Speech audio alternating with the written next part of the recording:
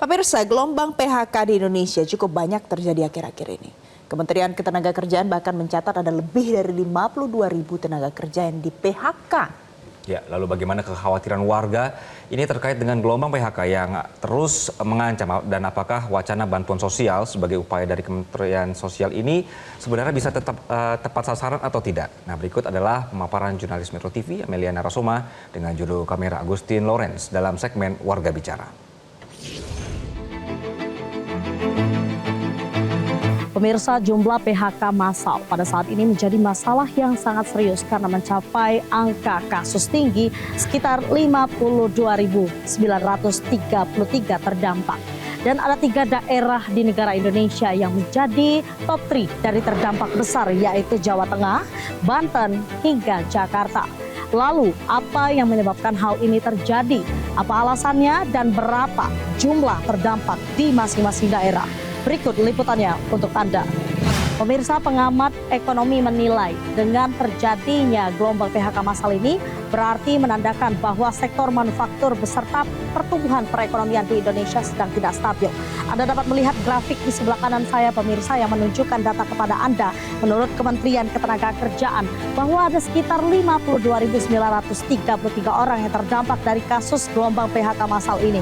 Ini jumlah yang cukup banyak mengingat bahwa memang di Indonesia ini cukup banyak masyarakat yang membutuhkan pekerjaan. Sehingga dari data ini ada beberapa pecahan daerah lainnya yang menjadi top 3 ataupun 3 daerah terbanyak terkait orang yang terkena imbas dari gelombang PHK massal. Kembali Anda dapat melihat grafik di samping saya yang menunjukkan bahwa Jawa Tengah ini masih menjadi daerah dengan jumlah orang terdampak kasus terbanyak, yaitu sekitar 14.767 tenaga kerja yang di PHK. Lalu di peringkat nomor 2 ada Banten dengan jumlah 9.114 tenaga kerja yang di PHK. Dan yang terakhir itu di daerah Jakarta dengan jumlah tenaga kerja yang di PHK sekitar 7.469.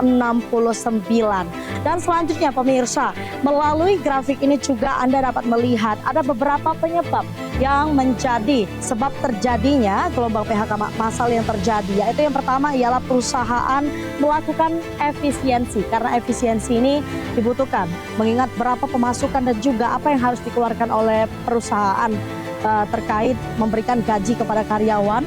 Lalu adanya penurunan permintaan dari konsumen terkait produk yang biasanya mereka sediakan. Lalu yang ketiga, ada fenomena kalah bersaing dengan produk impor yang pada saat ini memang menawarkan kualitas dan juga harga yang bisa lebih dijangkau oleh masyarakat. Lalu yang terakhir adalah mayoritas dari terdampak PHK ini terjadi di industri manufaktur.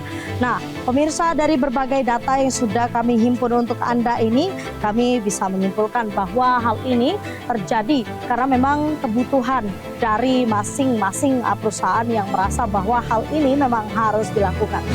Nah, pemirsa, untuk mengetahui bagaimana pendapat warga terkait fenomena gelombang PHK yang saat ini terjadi, sudah bersama saya Mas Igun. Selamat siang, Mas Igun. Selamat siang. Mas Igun, ada nggak sih kekhawatiran terkait gelombang PHK yang saat ini marak terjadi?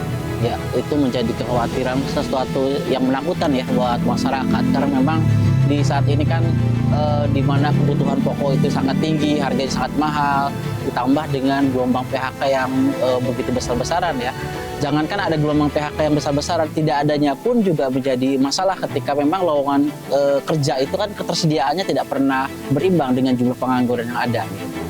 Tentu saja ini akan menimbulkan kecemasan ya buat masyarakat. Baik, Mas Igun, lalu kan memang terkait fenomena ini, Mensos pun akan memberikan bansos dikabarnya kepada pihak ter-PHK. Lalu menurut Mas Igun sendiri perlu nggak bansos ini diberikan kepada pihak ter-PHK itu? Kalau dibilang perlu ya itu dibutuhkan, tapi itu kan tidak menyelesaikan masalah. Itu sebuah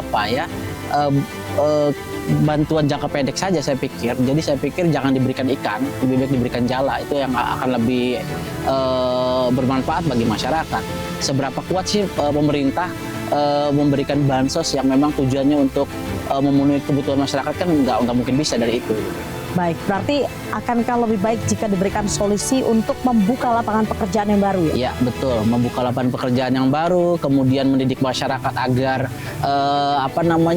menemukan peluang-peluang kreatif lainnya gitu ya, sehingga akhirnya masyarakat bisa mempunyai opsi yang banyak, baik itu lowongan yang ada maupun kesempatan dia berkarir di bidang-bidang kreatif misalnya. Tentunya saya sebagai masyarakat sipil tentu merasa khawatir karena bagaimanapun jika banyaknya yang di PHK tentu mereka banyak kehilangan mata pencaharian. Lalu bagaimana untuk keberlanjutan hidup mereka, kebutuhan keluarga dan lain-lain.